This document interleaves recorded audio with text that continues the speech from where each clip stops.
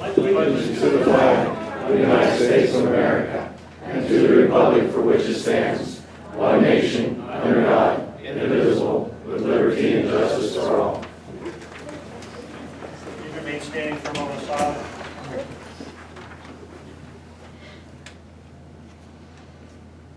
Thank you. Roll call. Here. Mr. Chipman? Here. Mr. Redmond? Here. Mr. Henry?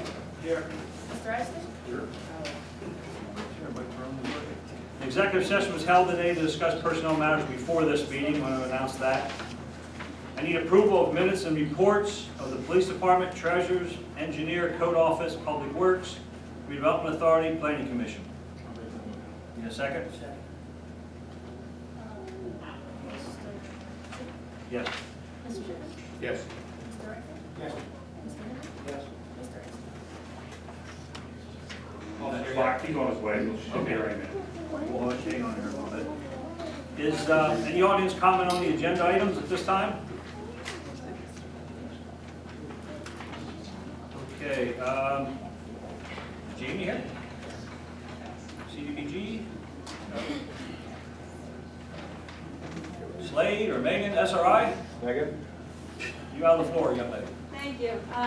This is going to report on the activities for this month, and I'll have a full report at the next meeting. Just want to say Wake to Lake was a huge success, beautiful weather, probably as many as 15 boats out in the river at one point, and about 450 people over the course of the day from 4 to 8:30. So that was just a great success. In 2 weeks, on the 20th, will be the Renaissance Festival, so please spread the word. We're really excited about that, to have that again this year. It is earlier than it was last year, so please get the word out. And the last weekend of the month, on the 28th, Sunday, from 2 to 4, there will be another band at the River hosted by SRI. Thank you. Any questions for SRI?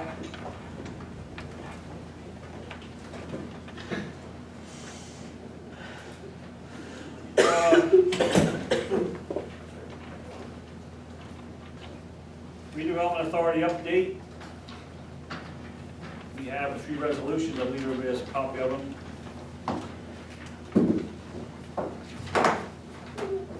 These are things like, as we always pass, this is a, whereas the city, for example, the City Council of Sunbury has legal authority to declare properties a public nuisance.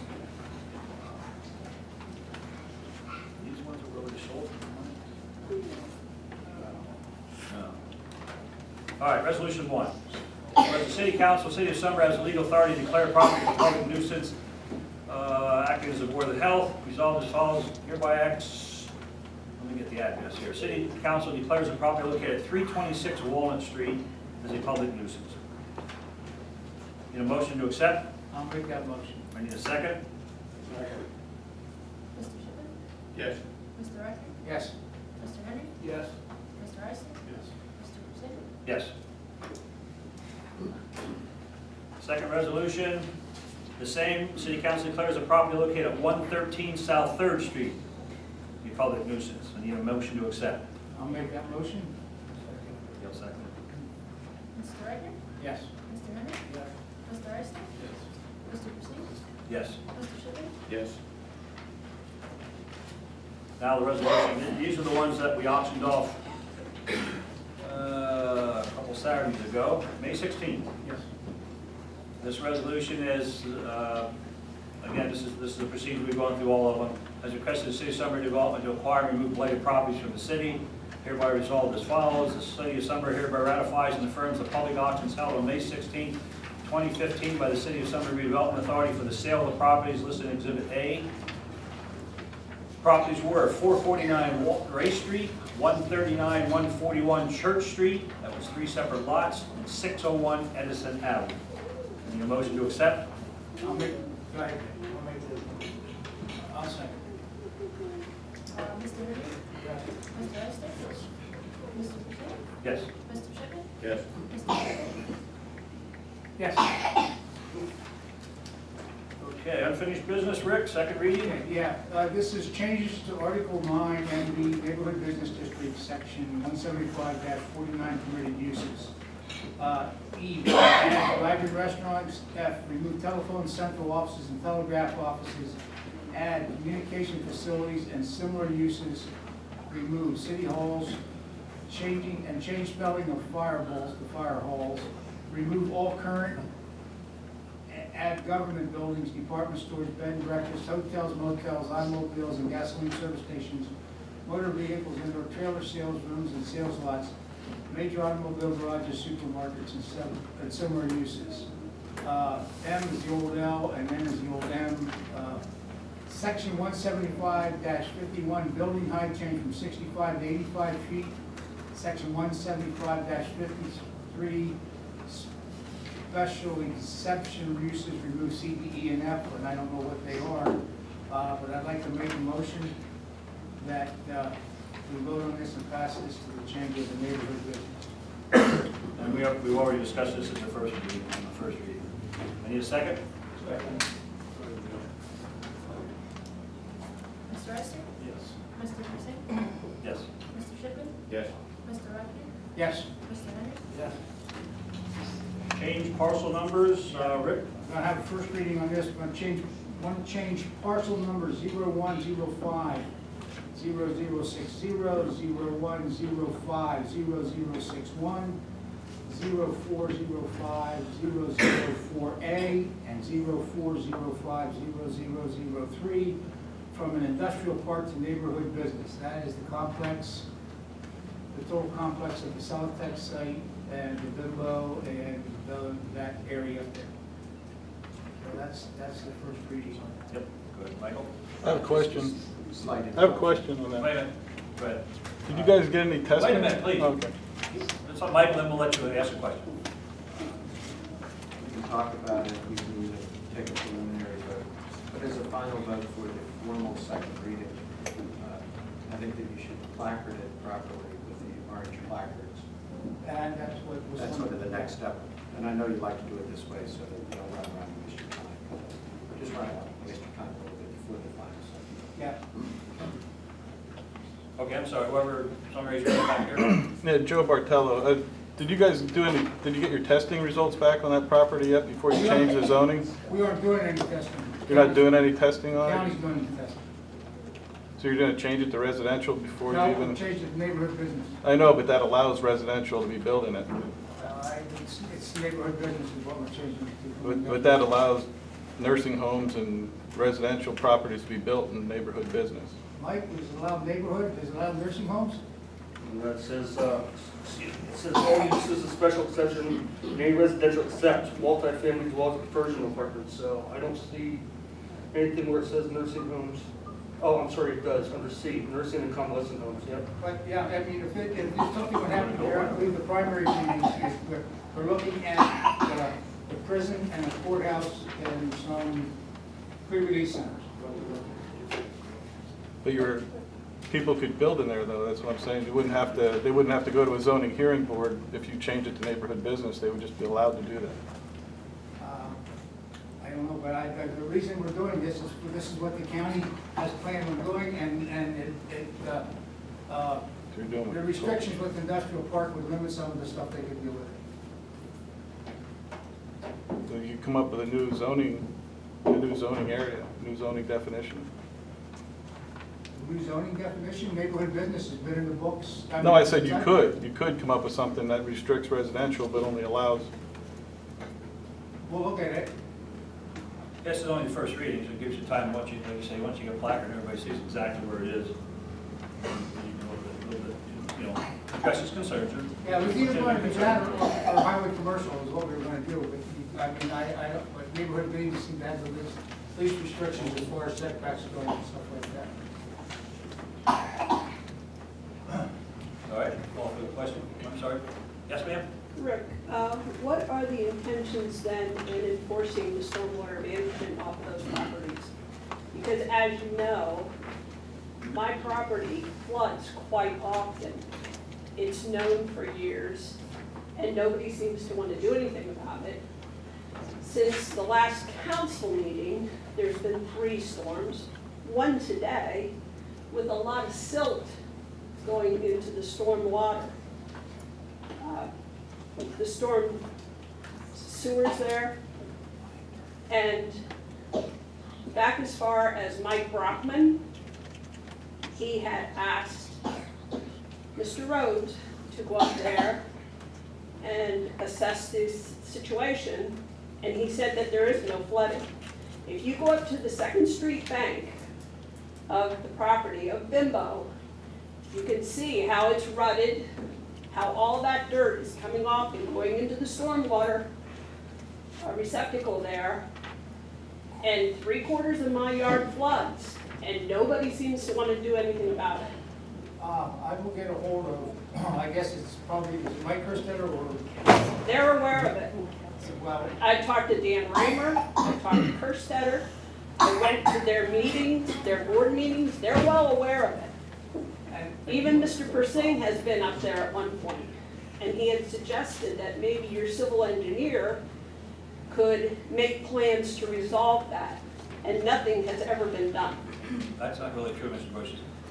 I can remember back in the mid-'80s when we went up and looked at that, we had to see we were gonna try to address that. It was such a I had massive written a effort. letter to you, and you graciously came up to the property and looked around. Right. No, that's what I'm saying. I'm not arguing with you at all. What I am saying is the city of Sunbury has looked, throughout the past 30 years, has looked at that more than once.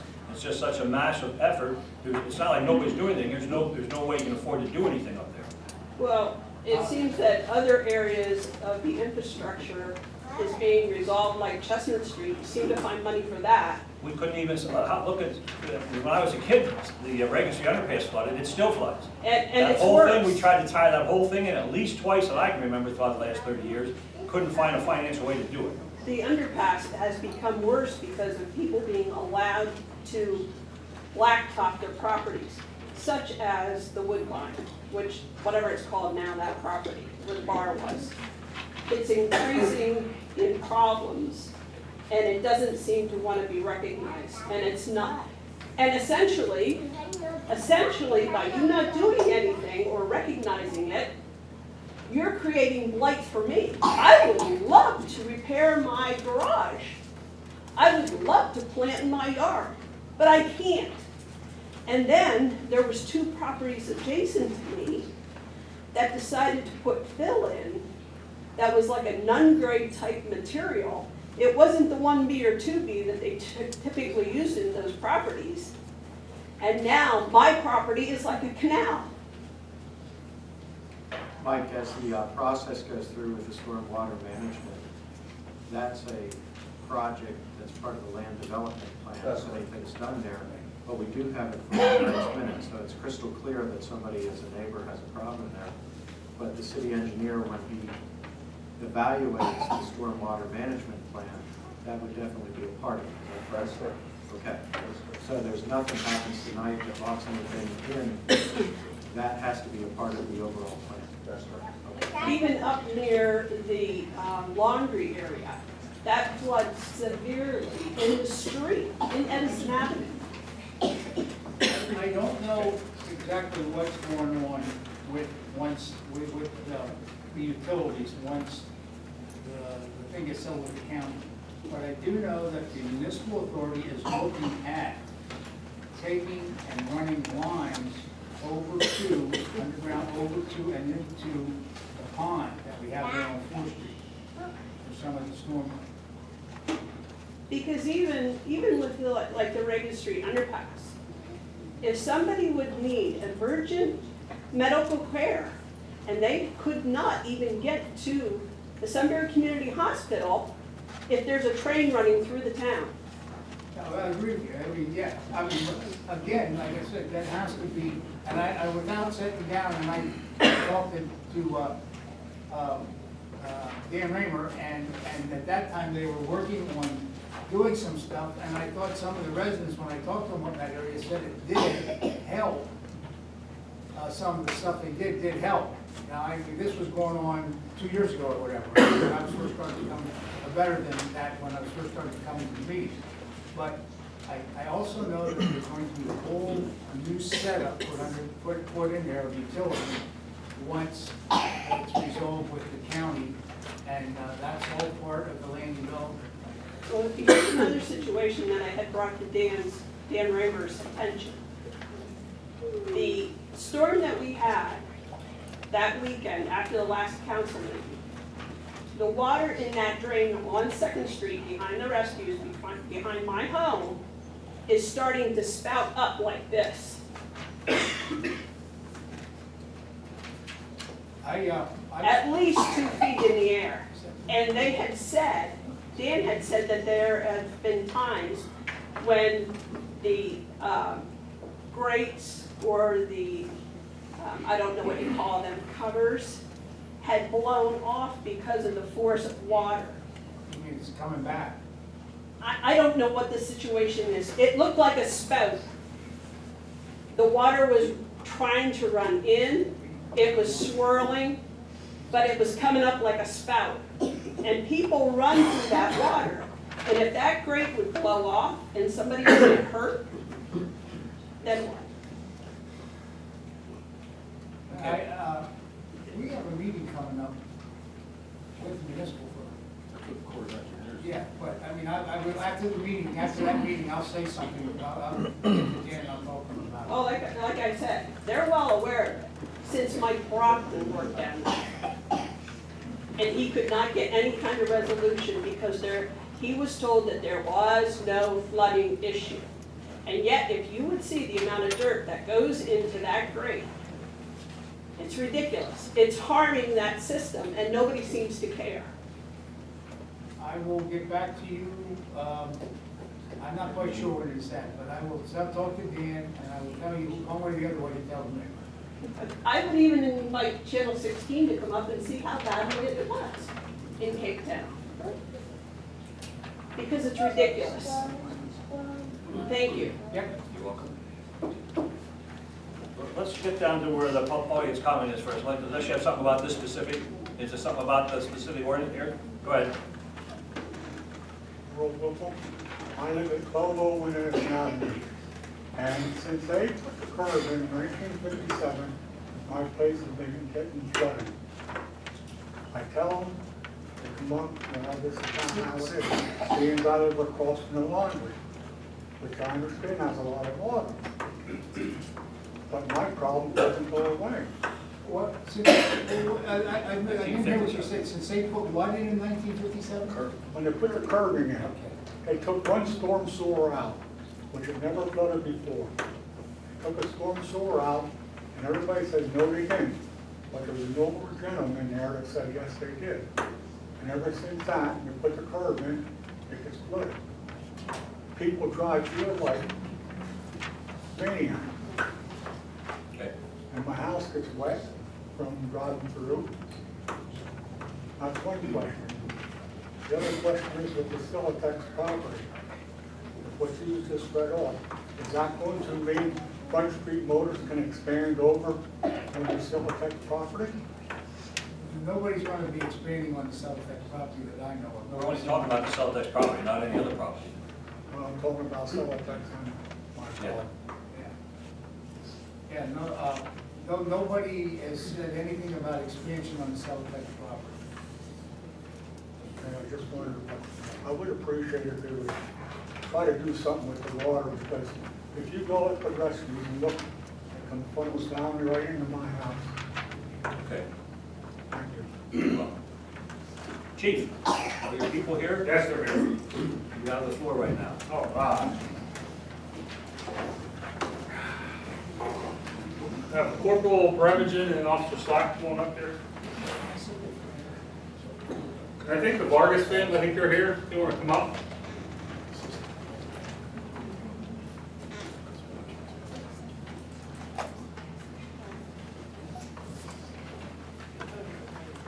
Well, they're on their way up. About a month ago, almost a month ago, Corporal Bremagen and Officer Slack were on duty at night and responded to what they got dispatched to was an obstetrics emergency. Find out there was a female was in labor and having a baby. By the time they got there, these two guys quickly jumped into it. One guy has a knack for delivering babies, which is Corporal Bremagen. They acted pretty quickly. There's a lot of stress involved. These are things that we do a day in and day out, and Corporal Bremagen basically had to assist Ms. Vargas was delivering the child right at home. So it was pretty neat for him.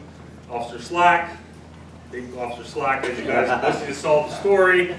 He heard baby's coming, he ran downstairs, and he stopped the little girl, keeping her calm, painting her fingernails. So it was kind of neat. There's two aspects of an incident, and I just want to recognize these two tonight for an excellent job, well done. So basically, I have two commendations. Basically, it should be noted that on May 14, 2015, at approximately 2:44 in the morning, Corporal Travis A. Brummage and Patrolman Bradley D. Slack went above and beyond the call of duty as police officers in the city of Sunbury. On May 14, 2015, these officers were dispatched to Linden Street for an obstetrics emergency and responded quickly to assist the resident at the address. Upon arrival, Corporal Travis Brummage acted swiftly and quickly to assist the resident as she was delivering her baby. Corporal Travis A. Brummage kept the resident calm and assisted her prior to EMS arriving and helped her deliver the baby boy, and made sure the baby boy was breathing upon delivery. That quick action by Corporal Travis A. Brummage was above and beyond his call of duty and is hereby commended for his actions of keeping a stressful situation calm and also making sure the mother and baby were fine. It should also be noted that during that stressful situation, Patrolman Bradley D. Slack was able to keep a young child in the residence at that time of the morning calm. Patrolman Bradley D. Slack went above and beyond the call of duty by speaking with the young child in the residence and painting her fingernails to keep her at ease. Due to those quick parental instincts, Patrolman Bradley D. Slack should also be commended for his actions. The city of Sunbury should be very proud of these two professionals, as they both took a very stressful situation and kept everyone calm and safe in the residence. And so this letter of commendation is hereby given to Corporal Travis A. Brummage and Patrolman Bradley D. Slack. Chief Bradley B.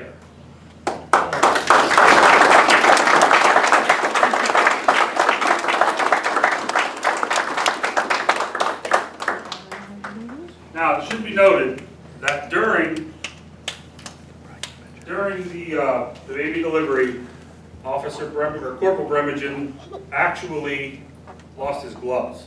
Due to the fact that he has a knack of delivering babies, you have some disposable gloves now, and we need to keep in your bag. Okay, you know, the next one coming at you. And Officer Slack, I want to make sure he has his stuff with him too. Nail polish. So Officer Slack got some girly nails and some fingernail polish to keep in his bag at all times. He's ready for the next delivery.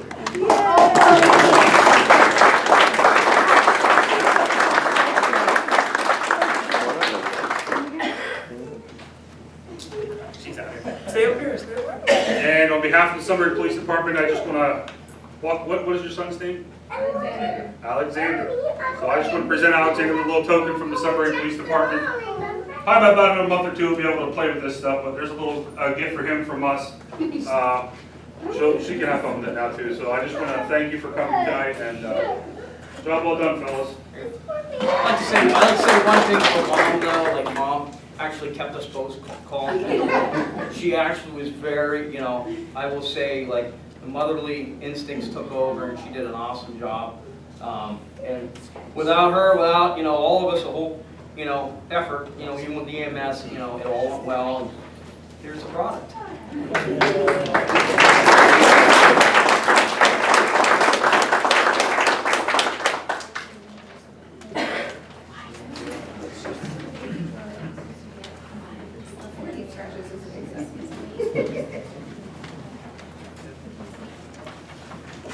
When I gave you the floor, Chief, we never voted on the changing that parcel the first time, so.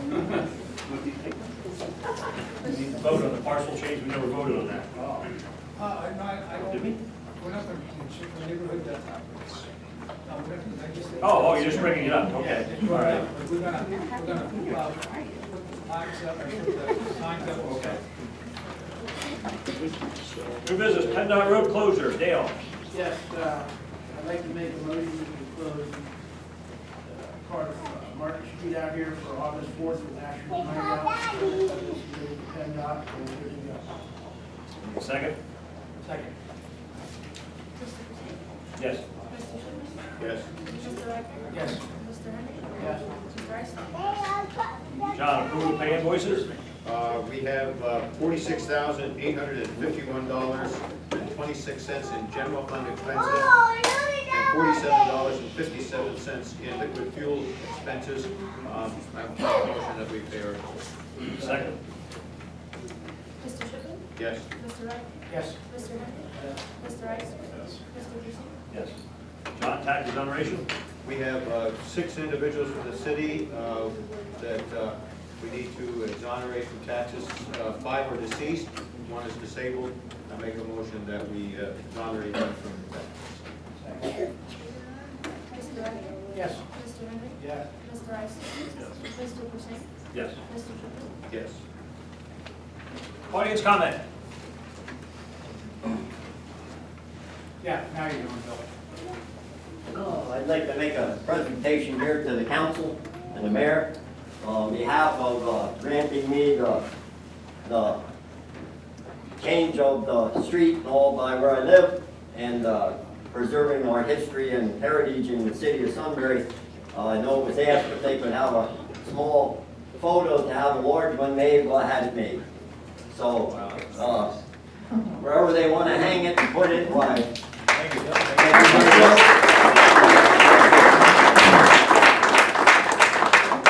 What's the year of that, Jeff? I think it's around 53 or 4, Okay. I'm pretty sure. It shows the train on the Horn Railroad. The home in the background is the original home of Helen and Marlon Stroud, which was Marlon's sub shop, the first original Marlon sub shop. And for some of these kids that might have went to school at Beck School, those trains went right through the playground where you guys now play in school. Yeah. So, I don't know if you are aware of that or not, probably not. That's a great picture. Thank you very much. You bet. Audience comment? Yes, sir. You. Keller Street Playground, have a safety issue there with the slide there for the last, this is going on the 3rd season now, has a hole in the slide. It's a safety issue for the kids, and it needs to be fixed. And this is the 3rd season now. Well, actually, if you wait about another 2 weeks, the company from Lewisburg has all new slides coming. We were down about 2 months ago, did all the measuring. Okay. And it hasn't been announced that Bimbo's paying for it, the bakery.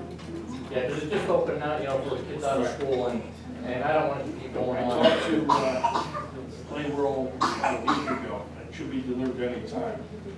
So you'll see that all updated. Appreciate that. So Thank you. That's,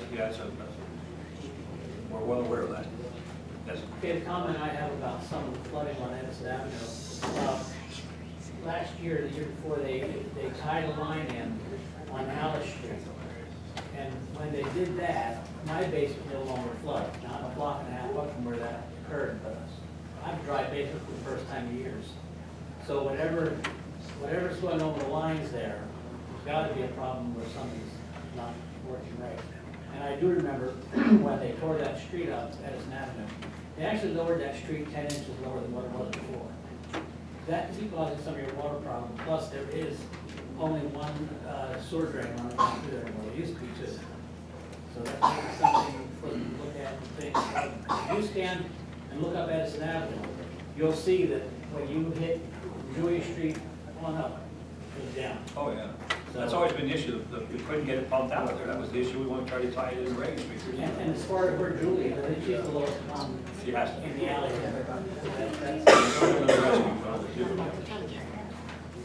Thank you. Yes, sir. Dave, I'm under the understanding that the sweeper does not go up alleys anymore.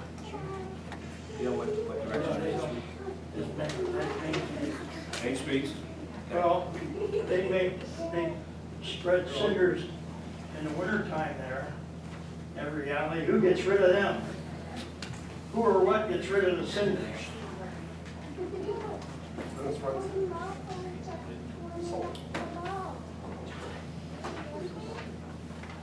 Yeah, they usually run along where there's curbs. I don't know how many streets. I'm sure there's probably some streets run without curbs, but most of it, you always have a curb when you run a street. So I don't know if ever ran up out. They know at least go through there once in the spring, every alley. I will take that for a recommendation. They'll get that, see if we can do that. What alley are you talking about? Particular? Oh, anyhow. I mean, they spread cinders for safety. But Oh, we don't, that's what we- that's what we're nobody saying. cleans them up in the springtime. We use salt. I We wouldn't use, use, I was gonna say, we don't use cinders. don't use cinders anymore. You don't use cinders. The alleys are breaking up. How long have you had cinders? Or you use something that's left over there. That's just gotta be salt. We don't buy salt. It could be like the edge of the road, but a lot of the alleys are not in very good shape, but you might understand that, you know that. Yes, We have a problem in our neighborhood. and where is that? We live on Fairmont Avenue. We have neighbors that we have called code office on numerous times. We are working with the police. These neighbors are absolutely ridiculous. They harass my 10-year-old daughter. He gives her the finger regularly. I've called the police on this matter. There's nothing they can do because it's not illegal. I am fed up. Every time we call code, they retaliate against us. My lawnmower was just filled with oil. I can see them do it. My What am I swimming supposed to pool do? was vandalized by them. Now they have went and run into a sexually violent predator that we were working with Officer Hare because we did to submit a tip line.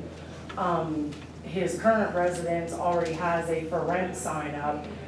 I called Officer Petty on Sunday to ask why nobody in the neighborhood was notified because I went and researched it on Megan's Law. It's supposed to be 3 business days that he has to notify.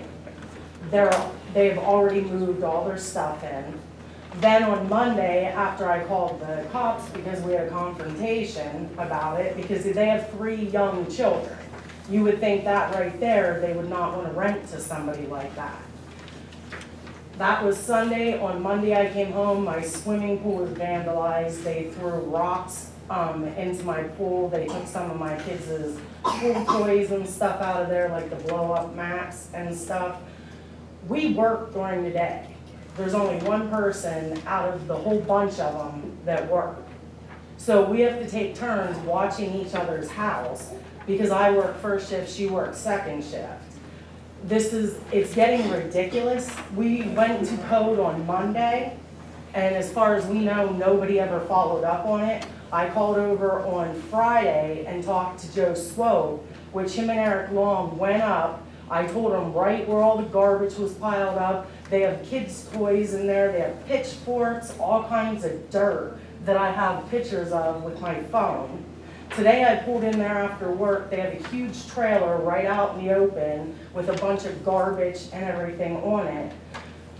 Code went up there on Friday, he, spoke with them. Of course, she accuses the whole neighborhood that we have something against her. It's not that we have anything against them, that we're harassing them. It's the point that ever since they moved into our neighborhood, all they've brought is trash right along with them. They brought mice. We find mice on our doorsteps regularly. It's absolutely insane. I don't sleep anymore because 1:30 in the morning they're pounding on my front door. I didn't know it was them at the time, so I called her to come down with her boyfriend so she could see who it was. My daughter heard voices again. It took the police a half an hour to get to my house. I understand they're stretched thin. Absolutely understand. But I'm a single mom. Who's to protect us? All right. And the police can only do what they can do, just like the code. It has to be Well, violation. basically What's what your we're address? going after is if you can't Your stop a One pedophile from 19